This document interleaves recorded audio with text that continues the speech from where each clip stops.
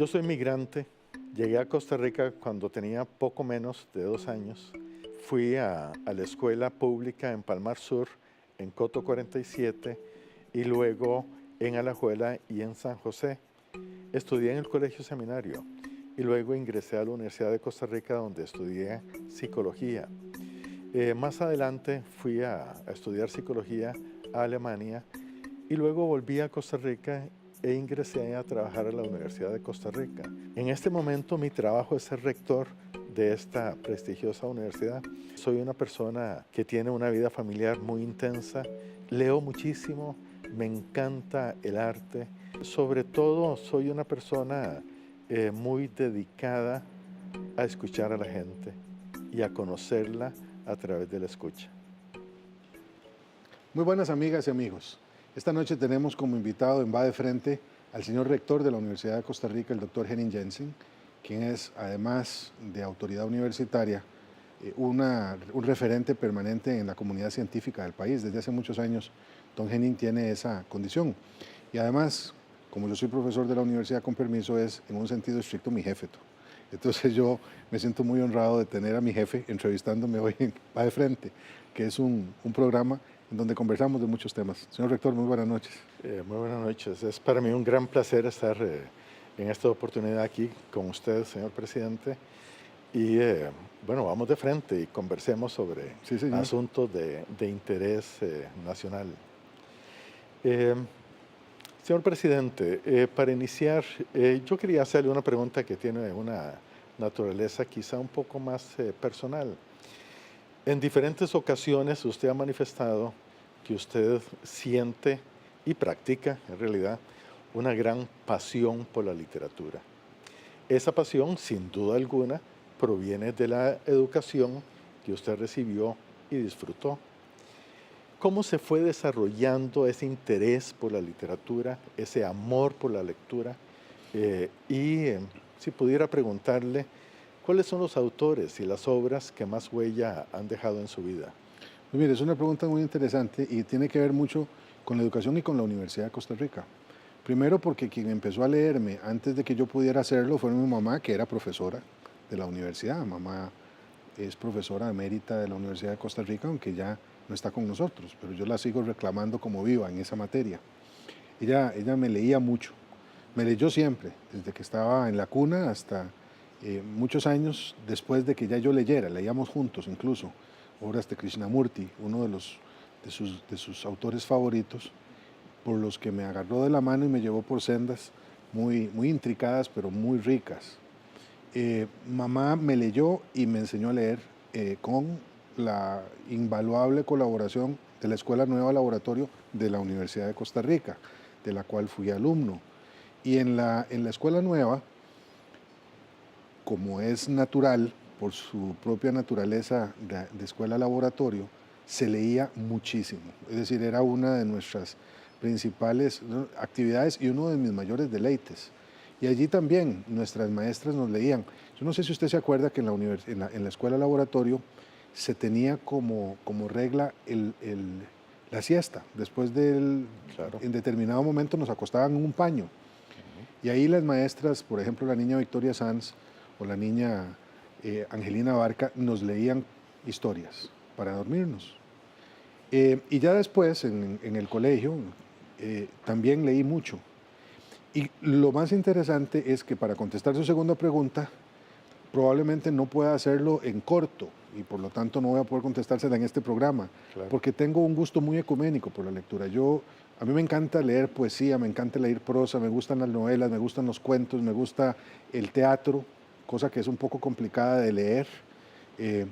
Me gusta, al igual que usted, leer en español, pero también en otros idiomas. Y eso yo creo que es una belleza que le da a uno la educación y los buenos maestros. Y entre ellos Rabindranath Tagore, otro de los grandes autores que leo, gracias en este caso a mi madrina Hilda Chen Apuy, que me llevó por la literatura de Asia y de la India. Usted ha tocado dos aspectos que yo creo que tenemos que subrayar. Uno, la gran importancia que tiene la educación para la formación personal, pero también para la formación de un país. Y el otro aspecto que acaba de mencionar es cómo la fuerza de la educación, esa fuerza que llega a adquirir sobre una persona, pero también sobre una colectividad, se debe en gran parte al amor con que esa educación es Sí. practicada y es transmitida. Es que en esto, y usted lo sabe siendo maestro también, además de investigador, es que la educación es amor, es pasión, es vocación. El verdadero maestro, como decía Tagore principalmente, inspira. Claro que enseña, pero un gran maestro inspira, es inspiración y por lo tanto es mucha pasión. Tiene que ver con ese fuego que le sale de la entraña al buen maestro, que lo hace superarse a sí mismo en prácticamente todo en aras de darle a sus discípulos lo que tiene, lo que sabe, las experiencias que ha vivido. Eh, y yo encuentro que hay muchos de esos muy buenos maestros en Costa Rica, no son pocos, que han sido capaces de superar la estrechez, incluso las limitaciones económicas, como lo hacen las universidades públicas, por ejemplo, en aras de trasladar esa pasión por el conocimiento y por la vida a sus estudiantes. La educación ha jugado en la historia de Costa Rica un papel absolutamente fundamental. Eh, Creo que podemos parafrasear esa trascendencia que tiene la educación en nuestro país diciendo, porque estas son palabras que han utilizado también muchas personas en la historia de Costa Rica, diciendo que este es un pueblo que se ha decidido por un sistema democrático y la educación ha sido uno de los pilares fundamentales de ese sistema democrático. O sea, en otras palabras, hemos construido democracia con educación. ¿Cómo ve usted el papel de la educación en la historia de nuestro país? No, lo veo esencial y en el mismo sentido en que usted lo ha apuntado ahora. Para mí hay tres grandes marcas nacionales que nos han impreso carácter, como dicen de los sacramentos, ¿verdad? Una es la educación y es muy temprana, quizás es la primera de ellas.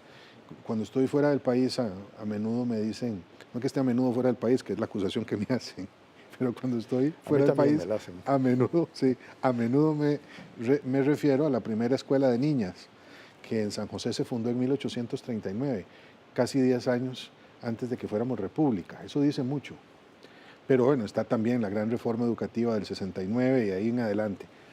Hay en la educación pública, costeada por el Estado y obligatoria, una marca. La segunda es, por supuesto, la seguridad social. La tercera es la abolición de las Fuerzas Armadas como institución permanente. Me parece que son tres grandes contenidos, al cual se podría sumar ya más recientemente otro que es la protección y el cuidado sostenible de la naturaleza. Pero, digamos, educación sin duda. Y lo miro como una marca nacional que no podemos perder bajo ninguna circunstancia.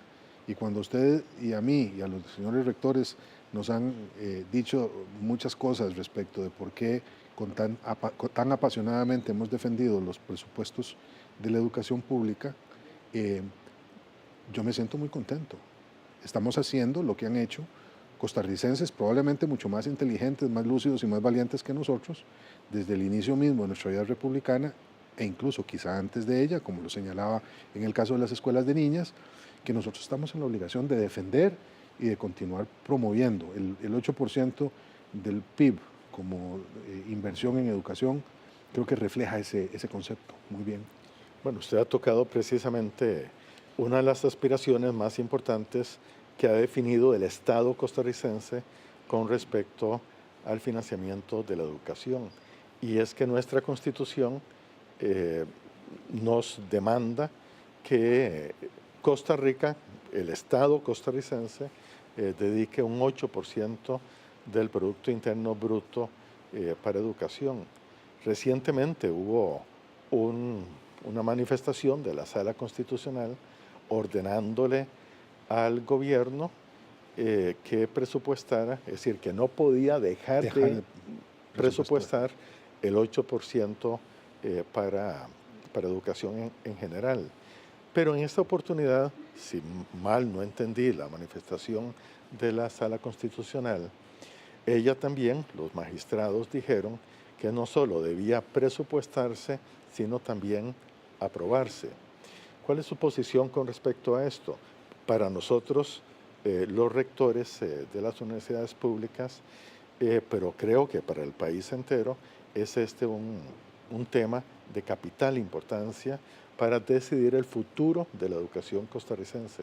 No, usted comprenderá que yo, bueno, primero, por un asunto de obligación constitucional y de obligación de respetar la ley por la cual juré, ¿verdad?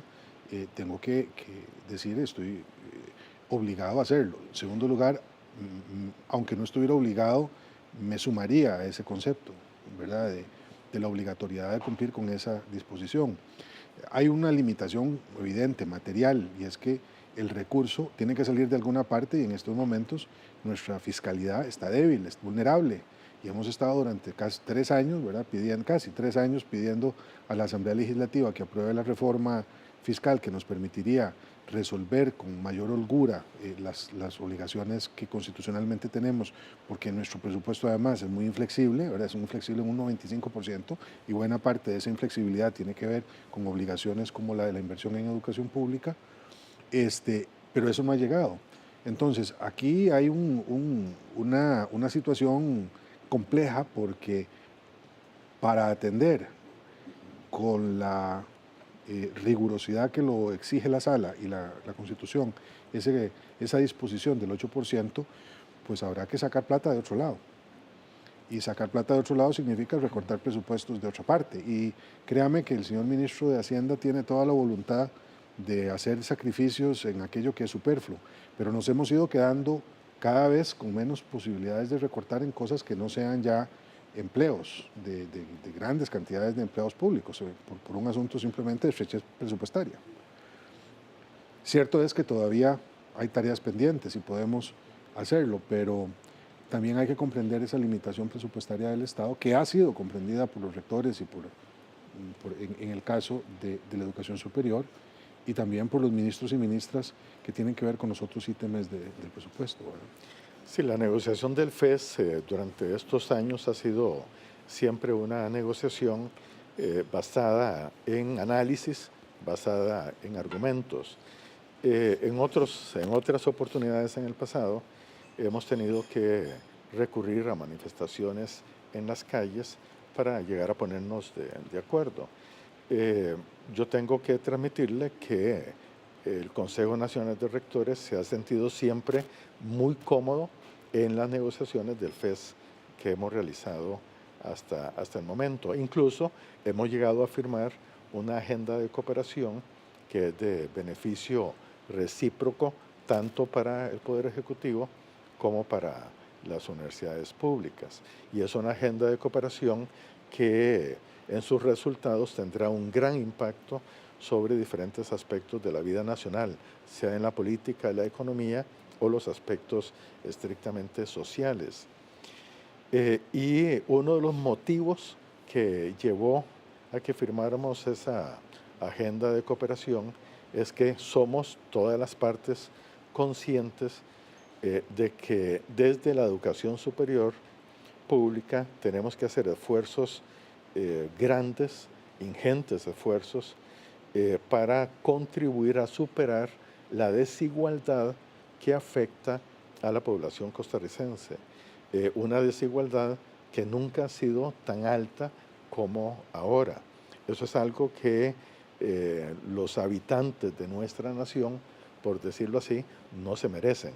O sea, lo que se merecen son mejores niveles de bienestar. Entonces tenemos un compromiso muy grande por alcanzar o tomar medidas que sirvan para contrarrestar la desigualdad que se ha provocado en nuestra sociedad.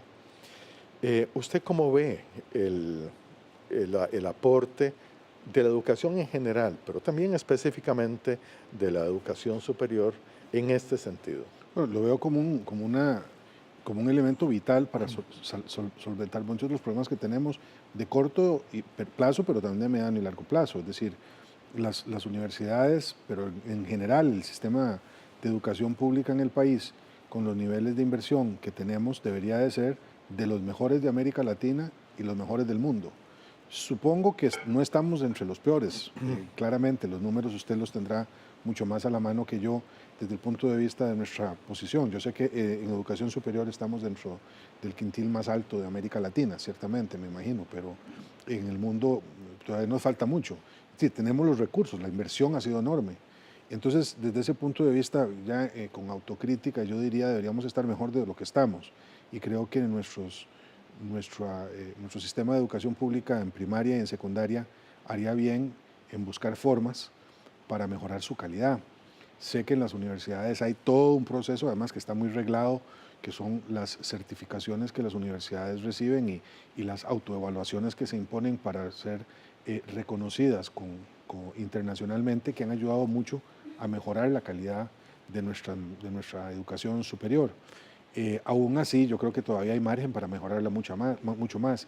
Y se lo digo especialmente porque el gran desafío que miro para el corto y mediano plazo en el país tiene que ver con empleabilidad. Necesitamos generar mucho más empleo. Y para generar mucho más empleo de buena calidad, la educación es absolutamente vital. Y no me canso de decirlo cuando voy a las escuelas y colegios de este país y hablo con maestras y maestros que y con los estudiantes, que necesitamos que se eduquen, necesitamos que salgan de secundaria. No es cierto que da lo mismo salir de 9º año que salir de 11º, que tenemos que apostar más por la educación técnica, que tenemos que seguir avanzando en el acceso a la educación por vía de becas, en fin, todo lo que usted sabe que las universidades están haciendo para coordinar más el trabajo en el territorio. En fin, los desafíos son múltiples, pero el papel de la educación es central. El Estado de la Educación, que como usted sabe es parte del Estado de la Nación, que a su vez es un programa muy importante del Consejo Nacional de Rectores, ha señalado una y otra vez que existen disparidades en la calidad de la educación en diferentes territorios de nuestro país. Efectivamente, hay regiones en donde no solo la economía, sino que también los niveles educativos, por decirlo de esta manera, se encuentran deprimidos. ¿Usted qué concibe que debe hacer su gobierno todavía en el tiempo que le resta para tratar de solventar, de superar estas disparidades o desigualdades? Bueno, yo creo que las tareas son múltiples. Algunas tienen que ver con cemento y varilla. Simplemente mejorar la infraestructura de muchas de los centros educativos que han estado esperando durante más de 10 años en algunos casos, que les pongan nuevos techos, que les mejoren las baterías sanitarias, que los centros escolares sean lugares que acojan a los jóvenes y a los niños, como no lo hacen algunas veces sus propias casas, mejorar los comedores, mantenerlos abiertos en vacaciones. O sea, tienen que ver con infraestructura escolar, tiene que ver con dotar de conectividad digital, por ejemplo, a todas las escuelas, cosa que se va a lograr en un alto porcentaje durante esta administración con los fondos del Fonatel. Eso por un lado. En segundo lugar, tenemos que mejorar el acceso de muchas escuelas a programas que se han ido recortando por falta de profesores o por falta de presupuesto. Ayer recibí una carta de un colegio en una zona alejada del Valle Central, donde me decían: queremos profesores de música, queremos profesores de educación física, queremos que nos mande un profesor de francés, ¿verdad? Y que no tienen. Olvídese del francés, digamos de educación física y de artes plásticas, por ejemplo. Bueno, entonces esa es una segunda cosa. Una tercera tiene que ver con la calidad de la educación privada, universitaria, por ejemplo. Hay un proyecto de ley que la ministra Sonia Marta Mora está buscando con ahínco, se aprueba en la Asamblea Legislativa, que tiene que ver con garantizarle a miles y miles y miles de costarricenses que estudian en universidades privadas calidad en esos servicios. Tiene que ver con educación dual, la posibilidad de acercar a la educación técnica y al trabajo, a la educación académica que los muchachos están recibiendo. Tiene que ver con dotar de los recursos necesarios a las universidades para que se puedan expandir más los programas que forman a científicos, a ingenieros, a informáticos que se necesitan para las nuevas demandas de la economía globalizada. En fin, la lista es larga. Es una lista verdaderamente muy larga y desgraciadamente el tiempo conspira mucho en contra de la posibilidad que tenemos acá de abarcar todos los temas. Sin embargo, quisiera, ya que me han indicado que el tiempo está por terminar, quisiera hacer una observación. En la Universidad de Costa Rica estamos haciendo, como usted sabe, una extraordinaria inversión en infraestructura.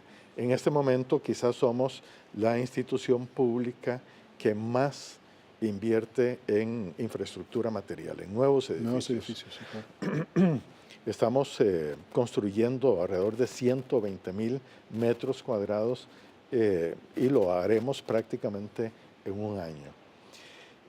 Esto significa que en las instituciones públicas sí se puede hacer obra pública y lo estamos haciendo de manera realmente eficiente. Recientemente se ha señalado que el MEP no tiene ese nivel de eficiencia. ¿Qué debemos hacer? Porque es realmente muy importante contar con una mejor infraestructura para la educación costarricense en general. Sí, claro, nos hemos encontrado hace 2 años y medio, bueno, sí, 2 años y medio porque fue como 6 meses después de entrar que fuimos aclarando los temas, que había más de 110,000 millones de colones que se habían trasladado a las juntas de educación para que mejoraran la infraestructura escolar y que no se habían invertido. Y esos dineros, no por corrupción, sino por incapacidad de las juntas de hacerlo. No saben las juntas de educación cómo invertir esos recursos. Y ha sido muy difícil ponerlos a funcionar. Se ha avanzado mucho en el DIE, en la Dirección de Infraestructura Educativa, en la construcción utilizando los recursos de los préstamos que teníamos aprobados en el BID y en otros fondos para construir escuelas, por ejemplo, las del proyecto Samara, que estaban totalmente rezagadas, de más de 10 años. Pero ha costado mucho sacar esa plata de esas juntas para que se pongan ellas mismas a funcionar y no se puede devolver la plata. Una vez que ha sido dada, no se puede recuperar para darles otro uso. A mí me parece que lo que hay que hacer es fortalecer mucho esa dirección de la DIE de forma tal que se termine de invertir todo el dinero que estaba rezagado, que vamos a dejar prácticamente todo él invertido. Eso se puede hacer este año, que falta. Y 2, tenemos que ver cómo capacitamos, tal vez con apoyo de los gobiernos locales, que muchos de ellos podrían ayudarnos en el esfuerzo para que las juntas de educación inviertan esa plata que tienen allí, ellas en sus arcas. No es un asunto que es dinero que está disponible para que ellas lo inviertan. Hemos hecho mucho, en realidad, en los últimos años para garantizar que nuestros muchachos y muchachas permanezcan dentro del sistema educativo. En esto yo creo que los esfuerzos que se han hecho en el sistema educativo general, pero también en las universidades públicas, han dado muy buenos resultados. Sin embargo, tenemos todavía que mejorar. Por ejemplo, uno de los aspectos en los cuales tenemos que mejorar es en la mayor permanencia de las muchachas, de las jóvenes, de las mujeres dentro del sistema educativo. Y luego de que las mujeres incluso logren obtener títulos universitarios, y en ello observamos todavía una significativa desigualdad de género, tenemos que hacer esfuerzos para que puedan tener una carrera profesional, ya sea fuera de la academia o dentro de la academia, que sea en condiciones de igualdad con los varones. Señor presidente, ¿hemos avanzado suficiente en igualdad de género en estos aspectos, en estas dimensiones? No, yo he de decir con mucha franqueza que no. El esfuerzo que hemos hecho ha sido muy grande y creo que seguimos progresando en ese camino. Costa Rica ha hecho un avance notable, con retrocesos, no creo que esté garantizado, y los más evidentes son en materia política. La representación de mujeres es absurdamente pequeña en la Asamblea Legislativa y en los gobiernos locales, por decir algo. Ahí, bueno, y en el gobierno central también, la paridad no funciona, ¿verdad? Estamos viendo cómo se logra resolver eso por vía legal, por ejemplo, pero el problema no es solo legal, también es cultural. Pero claramente las mujeres están en mucha desventaja, y un factor que es determinante es el cuido, ¿verdad? Todavía en estas sociedades nuestras las mujeres tienen esa carga que les duplica o triplica sus obligaciones laborales. La red de cuido es una respuesta, pero no es toda la respuesta, porque el cuido hay que verlo como una corresponsabilidad social, que es la tesis que hemos presentado no solamente en el país, sino fuera de él, en el marco del panel de alto nivel que yo presidía de Naciones Unidas. Pero no, yo creo que todavía en materia de género tenemos mucho trabajo que hacer. Una última pregunta que es para mí de sumo interés. En la academia no podemos vivir sin el autoanálisis y la autocrítica. Usted, con fines de mejorar la educación superior pública, ¿qué crítica nos haría? Mire, yo creo que la crítica universitaria que como universitario presidente tengo que hacer siempre es que me parece que nuestras universidades todavía pueden hacer muchos más esfuerzos de racionalizar sus gastos. Eso es una crítica demasiado general y muy injusta. También se la aplican al gobierno. Es decir, ¿verdad? Y uno dice, bueno, ¿a dónde? Específicamente dígame dónde. Yo creo, por ejemplo, en términos de anualidades, al igual que en el caso del gobierno central, se puede hacer mucho de beneficios que quizá no sean razonables desde el punto de vista de las condiciones actuales de nuestra fiscalidad. Usted ha hecho un gran esfuerzo en esa materia y, bueno, ha tenido una gran resistencia, ¿verdad?, de ciertos sectores. Una resistencia enorme.